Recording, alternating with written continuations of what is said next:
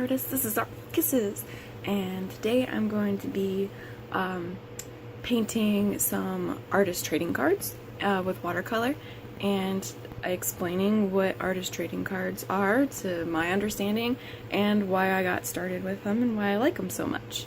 So maybe hopefully I'll inspire you to make something too. I'm working on making a new icon, but I haven't gotten it finished yet. So here I am choosing which card to start with, and a little bit of setup. I really just dip my paints into my Tinkerbell mug full of water to get started. And I started with the baby panda because this was my first art of the day, and I wanted to do it was my least favorite out of all the sketches, and so I knew I was less likely to ruin something that I was super happy with at the moment. So I do these paintings, or my trading cards right now, I'm painting on cardstock because I don't want to ruin my really good watercolor paper when I don't really know what I'm doing yet as far as watercolor goes. I'm kind of teaching myself. So if any of you guys out there watching this are watercolor experts and you're just dying to tell me everything I'm doing wrong, please do, because I do want to improve. And if that's by someone telling me how I can improve or what I shouldn't be doing, beginner's mistakes, whatever, I really want to hear it. So let me know. So this camera angle shows more of my setup of how I do my paints, and although that is a little bit controlled by the fact that I am recording, so I had to figure out some crazy way to get my phone to stay above my paper so you can actually see what I'm doing, and I realized that this is way too high. So at the end of the panda painting, I've got it a lot lower down so you can actually, it focuses in on the painting a little more. I do record with my phone, and I just got a new phone literally the day after I recorded all this footage, and I skipped about 4 phone generations of cameras, and so it is a lot better. I should have way better quality video and photos of my art in the future. There, it's zoomed in. I will still have to rig some sort of way to set my camera up like I have been doing. So I will continue to try and improve that with each video I post. And there's a couple different times in here where it moves, where I'm trying to figure out how to get it so that there's not all that horrible shadow right there. And that's the shadow of my phone, honestly. Here I was going to talk about trading cards. So this is my trading card book, and I've got some of my favorite Pokemon cards in there, and that was kind of what inspired me to do trading cards. I love collecting things, and I love pictures, but I don't have the money to collect all sorts of stuff. It's expensive, and so I decided I wanted to make my own. So what I do with my trading cards, it kind of started as with my cousins, something to do together over Christmas was to get together and draw together and then trade our drawings. So it started with floating heads. We would cut them out and just be a little tiny head, and I realized, why am I doing it this way when I could just make it a standard trading card size? So I've been cutting out my own cardstock. I don't have a paper cutter at the moment, so it's free-handed with scissors. It's not great, but hopefully I'll eventually be able to get a new paper cutter since my old one is dull and broken and I had to get rid of it.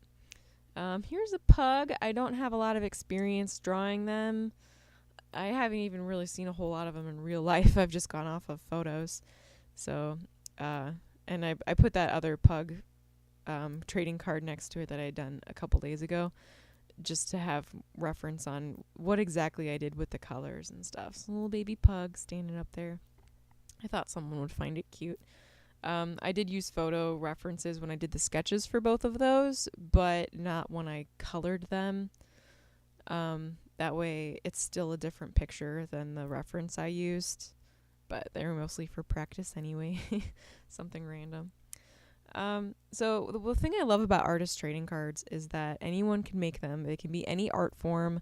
I started out doing colored pencil or marker, and now I'm doing watercolor lately because I figure it's a great way to practice. And it's really cool with something this small. You can sit down for 15 minutes and have something complete at the end of that, which I love. A lot of these took me longer than that, probably.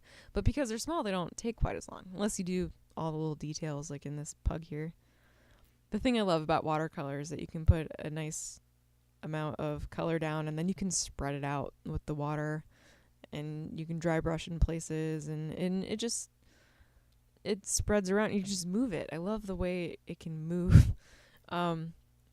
What first drew me to watercolor was watching Mary Doodle's videos and just seeing the way the water moved and how she could control it and everything. And so that was when I was like, you know what, I should really try this again. Still not great at it, but yeah. The thing with artist trading cards, my rule is that if you made something that you're proud of, I'm willing to trade with you. It doesn't matter what your art skill level is, because everybody has to start somewhere. We're not all masters when we first start off.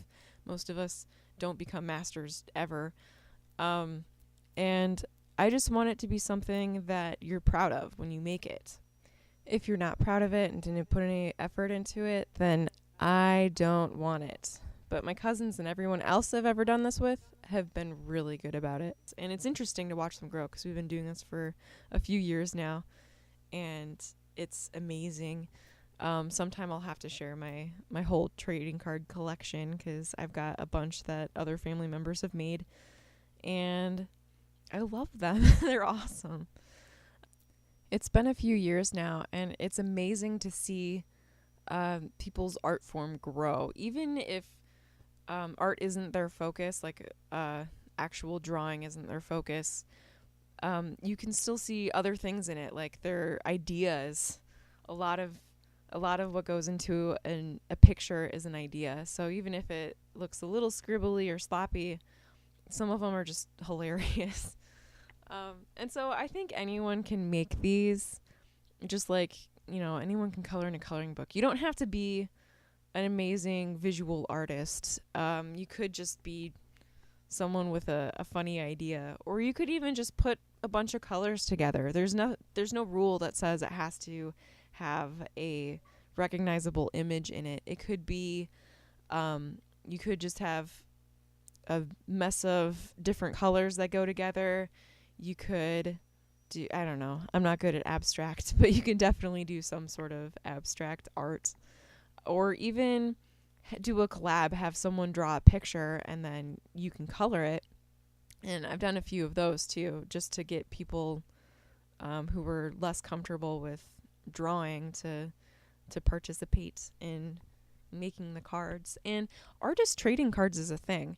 I heard about it a few years ago. My mom heard about it online and got us the right trading card size sketch paper, and she was like, let's make these. And I remember there were clubs you could join where you make so many cards and then you send them to another club. It can be out of the country, it can be in a different state, wherever. There are all these different clubs, and then they would send you some, and so you could trade with people all around the world. And I haven't heard a lot about artist trading cards more recently. That was in like 2009 maybe. It was a long time ago, and I haven't heard a lot about them in America recently, but I've had in some of my online art communities, I've seen more about them, and I had someone tell me that they're really big in, I don't remember which country it was, but it was in Europe. I think it was Germany, that they're still a big thing. So this, the background on here is kind of fun. It's a little, it was kind of not, it wasn't planned at all, even less than the rest of the card. I ended up drawing that little plant there because when I moved my brush, I accidentally hit it on the paper. And I was like, okay, well, I'm going to make this into a plant pot now to cover it up. And so then the background looked so blank without before I added the picture frames, and that's why they ended up on there. I'm like, well, I don't really want to do a window, so I guess I'll add that, and that's what's gonna set that card different from the reference I used for it originally. And then it was Easter Sunday, Resurrection Sunday, when I was recording all of these. I did do all these cards that same day. And so I don't have a whole lot of days off for my day job. So when I do have them, I'm trying to do as much as I can to further my art career. And so far, a big part of my plan in that involves YouTube, to at least get my name out there. I'm doing a Patreon soon. I wanted to get some content out first before I started it, just because I need people to be able to find me on there. But yeah, and so I don't really call Easter Sunday Easter. That was like the pagan thing. It came from a different holiday, really, a different religion. So I like to call it Resurrection Sunday because I celebrate Jesus being resurrected from the dead. And that's what this card was about, was with the heart in the middle and the what looks like blood on the bottom. Like, he rose from that bloody mess to give us the gift of salvation, which is so, so important. So that's what the heart is it was a gift out of love. And I wanted to be able to post something on Facebook. I'm not great at posting a lot, but that's something that's important to me, and I want people to know that that's important to me. So, yep. So this video is getting a little long, and I do have more paintings I intended to put in here, but I think I'm going to save them for another time. So this is the end. Thanks for watching, and I'll definitely keep you updated when my Patreon is set up. And in the meantime, go out and create something.